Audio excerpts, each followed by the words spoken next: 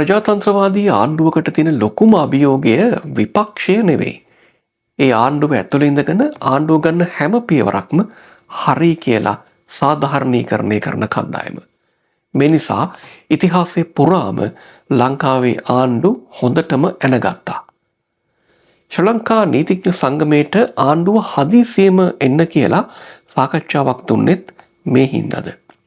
එක්සත් ජාතීන්ගේ සංවිධානය ශ්‍රී ලංකා නීතිඥ සංගමයේ සමග මේ සම්බන්ධයෙන් සාකච්ඡා කරාද කියලා ආණ්ඩුවෙන් අහපු නිසාද ආණ්ඩුව හදිසියෙම මේ ගැන නීතිඥවරුන් කැඳවලා සාකච්ඡාවක් දුන්නේ.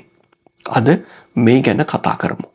ශ්‍රී ලංකා නීතිඥ සංගමයේ සහ ජනාධිපතිවරයා අතර විශේෂ සාකච්ඡාවක් ඊයේ දවල් පැවැත්වුණා. කොහොම නමුත් මේ සාකච්ඡාවේදී දෙපාර්ශ්වයට එකඟතාවයකට එන්න බැරි වුණා කියලා තමයි වාර්තා වුණේ. ඒ අනුව 22 වෙනි සංශෝධන පනත් කෙටුම්පත සම්බන්ධයෙන් ශ්‍රී ලංකා නීතිඥ සංගමය එක අභියෝගයට ලක් කරලා ලබන සතියේදී අධිකරණයට යන්න නියමිතයි. ඔය අතර ඊයේ මධ්‍යම රාත්‍රියේදී තවත් සුවිශේෂී ලිපියක් මාධ්‍ය වෙත නිකුත් වුණා. මේ ලිපිය නිකුත් කරලා තිබෙන්නේ එක්සත් ජාතීන්ගේ මානව හිමිකම් කවුන්සලේ විනිසුරුවරුන්ගේ සහ නීතිඥවරුන්ගේ ස්වාධීනතාව පිළිබඳ විශේෂ වාර්තාකාරණිය මහාචාර්ය මාග්‍රට් ස්ටැට්වෙයිට් මහත්මිය විසින්. දැන් කවුද මේ මාග්‍රට් ස්ටැට්වෙයිට් මහත්මිය? මේ ගැන මුලින්ම අපි හොයා බැලීම ඉතා වැදගත්. එතකොට තමයි මේ ලිපියට වඩා හොඳ පදනමක් ලැබෙන්නේ කියලා අපි විශ්වාස කරන්නේ. එක්සත් ජාතීන්ගේ මානව හිමිකම් කවුන්සිලය විසින් ඇය පත් කරලා තිබෙනවා ලෝපුරා නීතිඥවරු සහ වෙනසුරුන්ගේ ස්වාධීනතාවය ගැන හොයා බලන්න. ඒ වගේම ඒ ගැන රාජ්‍යයන්ගෙන් ප්‍රශ්න කරන්න. ඒ වගේම ඒ සම්බන්ධයෙන් එක්සත් ජාතීන්ගේ මානව හිමිකම් කවුන්සිලයට දැනුවත් කරන්න සහ මහා මණ්ඩලයට වාර්තා කරන්න ඇයට බලය තිබෙනවා. ඒ වගේම ඇය ස්වාධීන විශේෂඥවරියක්. ඒ වගේම ඇය ඇමරිකානු මහාචාර්යවරියක්, විශේෂයෙන් නීතිය සම්බන්ධ ඇමරිකානු මහාචාර්යවරියක් විදිහට හඳුන්වා දෙන්න පුළුවන්. මේ ලිපිය මත පදනම්ව ලබා ගන්නා තොරතුරු මත ලබන සැප්තැම්බර් 9 වනදා සිට ඔක්තෝබර් මාසයේ 7 වෙනිදා දක්වා පැවැත්වීමට නියමිත එක්සත් ජාතීන්ගේ මානව හිමිකම් කවුන්සිලයේදී ඇය විසින් මේ 22 වෙනි ආණ්ඩුක්‍රම ව්‍යවස්ථා සංශෝධන පනත් කෙටුම්පත පිළිබඳව විශේෂ වාර්තාවක් බොහෝ විට ඉදිරිපත් කරાવી. දැන් අපි බලමු මේ ලිපිය මගින් ඇය ස්මතු කර තිබෙන කාරණා සහ ජනාධිපතිවරයාගෙන් විමසා තිබෙන තොරතුරු මොනවාද මේ 22 වෙනි ව්‍යවස්ථා සංශෝධන පනත් කෙටුම්පත සම්බන්ධයෙන් කියලා. ජනාධිපතිවරයා වෙත මේ යොමු කරලා තිබෙන ලිපියෙන් ඇය විමසීමක් කරනවා මේ 22 වෙනි ආණ්ඩුක්‍රම ව්‍යවස්ථා සංශෝධනය තුළින් විනිසුරුවරුන්ගේ විශ්‍රාම ගැනීමේ වයස් සීමාව වැඩි කරන්න තීන්දුව කිරීම තුළ ඊට අදාළව විශේෂඥයන්ගේ අදහස් යෝජනා ලබාගත්තාද? එහෙමනම් ඒ ලබාගත් යෝජනා පිළිබඳව වාර්තාවක් Taman වෙතත් ඉදිරිපත් කරන්න කියලා. දැන් අපිට බරපතල සැකයක් මතුවෙනවා සහ උපකල්පනය කරන්න පුළුවන් ආණ්ඩුව පැත්තෙන් හදිසියෙම තකහණියෙම ජනාධිපතිවරයා ශ්‍රී ලංකා නීතිඥ සංගමයට ඊයේ දවසේදී ආරාධනා කළේ මේ හේතුවෙන් වෙන්න පුළුවන් කියලා. ඒ කියන්නේ ආණ්ඩුව කලින් කිව්වේ අපිට මෙහෙම නීතිඥ සංගමයේ අදහස් යෝජනා චෝදනා අදාළ වෙන්නේ අපි මේ පනත් කෙටුම්පත ඉදිරිපත් කරනවා මේක අපි සම්මත කරගන්නවා කියලා. 3/2 බලයක් අපිට තියෙනවා කියලා. හැබැයි ටිකක් ආණ්ඩුව නම්‍යශීලී වෙලා ඊයේ නීතිඥ සංගමෙත් එක්ක සාකච්ඡාවක් දුන්නෙම එක්සත් ජාතීන්ගේ මානව හිමිකම් කවුන්සිලෙන් මේ සම්බන්ධයෙන් විමසපු නිසාද විශේෂඥයන්ගේ අදහස් කෝ ගත්තද කියලා අහපු නිසාද කියන ප්‍රශ්නාර්ථය අපිට දැන් මතුවෙනවා. 22 වෙනි ආණ්ඩුක්‍රම ව්‍යවස්ථා සංශෝධන යෝජනාව අනාගතයට බලපාන ආකාරයෙන් ගෙන එන්න කියලා ශ්‍රී ලංකා නීතිඥ සංගමය දිගින් දිගටම ආණ්ඩුව පාර්ශවයට දැනුම් දුන්නා. ඊයේ ජනාධිපතිවරයා එක්ක තිබ්බ සාකච්ඡාවේදීත් ශ්‍රී ලංකා නීතිඥ සංගමය මේ පිළිබඳව ජනාධිපතිවරයා පවා දැනුවත් කරලා තිබෙනවා. කොහොම නමුත් ආණ්ඩුව පැත්තේ ස්ථාවරය මොකක් වුණත් දැන් එක්සත් ජාතීන්ගේ මානව හිමිකම් කවුන්සිලේ විශේෂ නියෝජිතවරිය පවා මේ කාරණය අවධාරණය කරනවා. ඒ කියන්නේ දැනට දූරයේ කටයුතු කරන විනිසුරුවරු ඉලක්ක කරගෙන මේ ආකාරයෙන් විශ්‍රාම වයස් සීමාව වැඩි කිරීම අධිකරණයේ ස්වාධීනතාවයට බරපතල තර්ජනයක්. එනිසා මේක අනාගතයට බලපාන ආකාරයට ගෙන එම තමයි වඩාත්ම යෝග්‍ය කියලා. එනිසා ආණ්ඩුව මේ ගැන තවදුරටත් අවධානය යොමු කිරීම ඉතා වැදගත්. ඒ වගේම තමයි මේ ලිපිය මගින් අය මතක් කරනවා 1980 ජූනි මාසේ 11 වෙනිදා සිවිල් හා දේශපාලන අයිතිවාසිකම් පිළිබඳ ජාත්‍යන්තර ප්‍රඥප්තියට ජාත්‍යන්තර සම්මුතියට ශ්‍රී ලංකාව අත්සන් තබා තිබෙනවා. එහි 14 එක වගන්ති යටතේ ලංකාව එකඟ වෙලා තිබෙනවා පුද්ගලයෙකුට නීතිය ඉදිරියේ සාධාරණ අපක්ෂපාතී නඩු විභාගයක් ලබා ගැනීමේ අයිතිය තහවුරු කරනවා කියලා. දැන් මේ ගෙන එන්න උත්සාහ කරන මෙම පනත් කෙටුම්පතින් මේ සංශෝධනය තුළින් එක්තරා ආකාරයකට ඒ නිදහස් අපක්ෂපාතී සාධාරණ නඩු විභාගයක් ලබා ගැනීමට තිබෙන අයිතියට යම් ආකාරයක බලපෑමක් වෙනවා කියලා තමයි එය අවධාරණය කරන්නේ. දැන් මේ කාරණේ අපි පැහැදිලි කරගත්තොත් අපි දකිනවා ආණ්ඩුවේ ඉන්න ඇතැම් මැති ඇමතිවරුන් පවා කියනවා දැනට තිබෙන නඩු කටයුතු මේ අගවිනිසුරුවරයා යටතේ ඉතා පහසුවෙන් ඉවර කරගන්න පුළුවන්. ඒ නිසා මේ නඩු ටික ඉවර කරගන්න නම් අගවිනිසුරුවරයා ඉන්න ඕනේ කියලා. ඒ තුලින්ම එක්තරා ආකාරයකට අධිකරණයේ ස්වාධීනත්වයට බලපෑමක් වෙන ප්‍රකාශයක් වෙලා තිබෙනවා.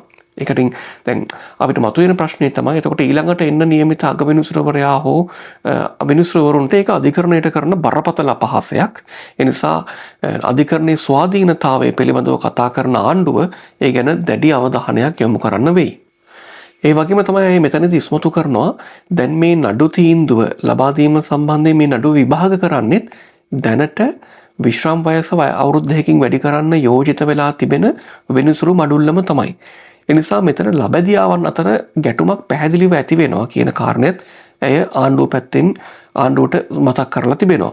ජාත්‍යන්තර වශයෙන් විශ්‍රාම ගැනීමේ වයස් සීමාව මේ වෙනසුරුවරුන්ගේ විශ්‍රාම ගැනීමේ වයස් සීමාව වැඩි කිරීම සම්බන්ධයෙන් සහ ඒ සම්බන්ධයෙන් වන මූලධර්ම පිළිබඳව වැනිස් කමිෂන් කියන කමිෂන් සභාව විසින් හඳුන්වා දී තිබෙන ප්‍රඥප්ති සහ මූලධර්ම එක් අතකට අනුගමනය නොකර තමයි මේ පනත් කෙටුම්පත ගැසට් කරලා තිබෙන්නේ කියලත් ඇය මෙම ලිපිය මගින් අවධාරණය කරනවා.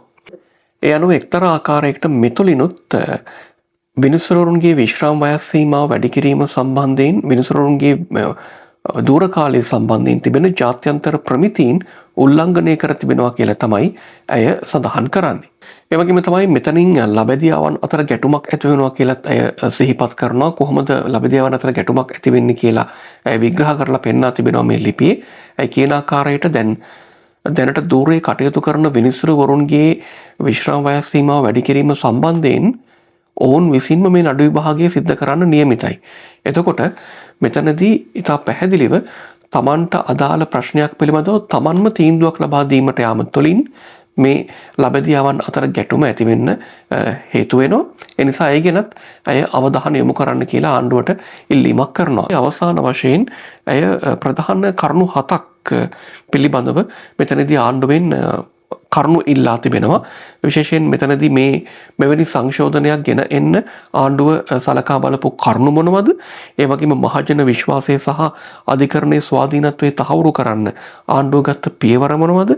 ඒ වගේම මේ පනත් කිටුම්පත සකස් කරන්න ආණ්ඩුව සලකා බලපු විශේෂඥ වාර්තා මොනවද?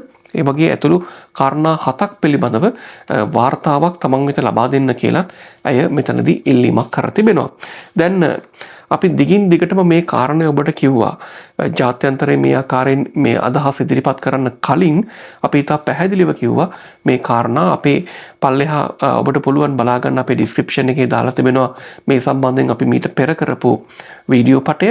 එහිදී අපි ඉතා පැහැදිලිව කිව්වා මෙතනදී අධිකරණයේ ස්වාධීනත්වයට බලපෑමක් වෙන්නේ කොහොමද කියන කාරණේ අපි නීත්‍ය මත පදනම්ම ලංකාවේ ආණ්ඩුක්‍රම ව්‍යවස්ථාව මත පදනම්ම ඉතා හොඳින් විග්‍රහ කරලා තිබුණා. ඔබට ඒ නරඹන්නට හැකියාව තිබෙනවා. මහින්ද රාජපක්ෂ තමන්ට අකමැති අගවිනිසුරුවරියව අත්නෝමතික විදිහට දෝරෙන් ඉවත් කළා. දැන් අනුර කුමාර දිසානායක තමන්ට කැමති අගවිනිසුරුව අත්නෝමතික විදිහට දෝරේ තබා ගන්න කටයුතු කරමින් ඉන්නවා. ඒකට තමයි සරලව කිව්වොත් මේ 22 වෙනි ආණ්ඩුක්‍රම ව්‍යවස්ථා සංශෝධනය ගෙනවිත් තිබෙන්නේ. එක්සත් ජාතීන්ගේ මානව හිමිකම් කවුන්සලේ විශේෂඥ වාර්තාකාරණිය මේ සම්බන්ධයෙන් තමන්ගේ ස්ථාවරය ආණ්ඩුවට දැනුම් දීලා තිබෙනවා. ඉතා පැහැදිලි මේ 22 වෙනි ආණ්ඩුක්‍රම ව්‍යවස්ථා සංශෝධන පනත් කිටුම්පත ක්‍රියාත්මක වුණොත් ලංකාවේ අධිකරණ ශේෂ්ත්‍රයට ජාත්‍යන්තරයේ ලොකු කළු පැල්ලමක් එකතු වෙන්න නියමිතයි. එනිසා ආණ්ඩුවට මේ වෙලාවේ කරන්න තියෙන හොඳම දේ තමයි මේක හකුල ගන්න එක, මේක රිවර්ස් කරන එක. නැත්තම් ඉදිරියේදී මානව හිමිකම් කවුන්සලයේදීත් මේ සම්බන්ධයෙන් උත්තර දෙන්න වෙයි. අධිකරණයේ ස්වාධීනතාවයට මේක බරපතල තර්ජනයක් වෙනවා කියලා ඉතා දැන් පැහැදිලි වෙනවා. ජාත්‍යන්තරයේ මගින් නිකුත් කරලා තිබෙන මේ ප්‍රකාශ අනුව ඒ වගේම අපිට වාර්තා වෙන විදිහට ඇමරිකානු තානාපති කාර්යාලය පැත්තෙනොත් මේ සම්බන්ධයෙන් ඉදිරි දිනවලදී ඔවුන්ගේ ස්ථාවරය ප්‍රකාශ කරන්න නියමිතව තිබෙනවා. දැන් මම දැක්ක මේ සම්බන්ධයෙන් සමාජ මාධ්‍ය එක පුද්ගලයෝ අදහස් පර කරලා තිබෙනවා. විශේෂයෙන් ඔවුන් අහන දෙයක් තමයි ඇයි අපි මොකටද අපේ රටේ තීන්දුව తీරන ගැන මේ ජාත්‍යන්තරයේ වහන්නේ එක්සත් ජාතීන්ගේ මානව හිමිකම් කවුන්සලයේ කියන දේවල් අපි මොකටද අහන්නේ කියලා ඔවුන් ප්‍රශ්න කරලා තිබුණා. ඔවුන්ට දෙන්න තියෙන උත්තරේ තමයි රටක් විදිහට ලංකාවට තාමත් ඇමරිකාව වගේ ජාත්‍යන්තරය අමතක කරලා තනි ගමනක් යන්න බෑ. මොකද තෙල් නැවක් දෙකක් පරක් වුණොත් එහෙම අපේ රටේ සමස්ත ආර්ථිකයම අඩාල වෙන තත්වයක තිබෙන්නේ. ඒ නිසා ඒ ගැනත් ඔය කමෙන්ට් දාන කට්ටිය මතක තබා ගන්න කියලත් අපි ඉල්ලීමක් කරනවා. එහෙනම් ඔබට සුබ දවසක්. ඔබේ උදහස් යෝජනා චෝදනා අපිත් එක්ක බෙදා හදා ගන්න. අපි කැමති ඔබේ අදහස් වලට ඉඩක් දෙන්න. තවත් දවසක හමු වෙමි බලාපොරොත්තු වෙමින් ඔබෙන් සමුගන්නවා. සුබ දවසක්.